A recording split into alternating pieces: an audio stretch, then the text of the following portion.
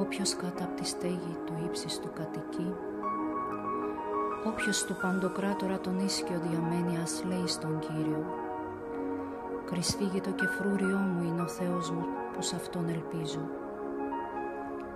Αυτός σε ελευθερώνει από παγίδα κυνηγού, από τις συκοφαντικές καταγγελίες.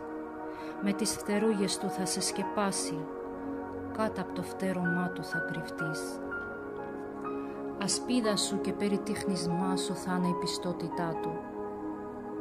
Απ' της νυχτιάς το ρίγος δεν θα φοβηθείς, ούτε τη μέρα από ευνίδιο βέλος, από καταστροφή που στο σκοτάδι έρχεται ή από πανούκλα που θερίζει μέρα μεσημέρι. Στα αριστερά σου χείλη θα πεθάνουν χιλιάδες 10 στα δεξιά σου, μα εσένα δεν θα σε βρει το κακό.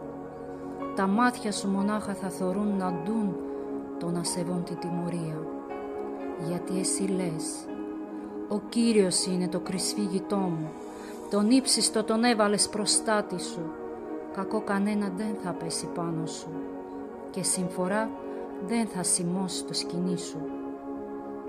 Αυτός διατάζει τους αγγέλους του για χάρη σου, να σε φυλάνε όπου κι αν πας. Θα σε σηκώσουνε στα χέρια τους να μη σκοντάψει το πόδι σου σε πέτρα. Θα περπατάς πάνω σε λιοντάρια και σε φίδια. Με το πόδι σου θα συντρίβεις τα λιονταράκια και τους δράκοντες. «Εγώ θα σώσω εκείνον», λέει ο Κύριος, που πάνω μου στηρίζεται. «Θα τον υψώσω γιατί ξέρει ποιος είμαι. Με επικαλείται και το αποκρίνομαι, μαζί του είμαι εγώ στη θλίψη.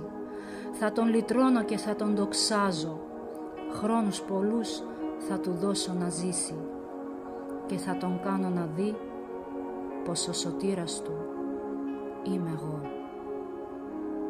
Αμήν.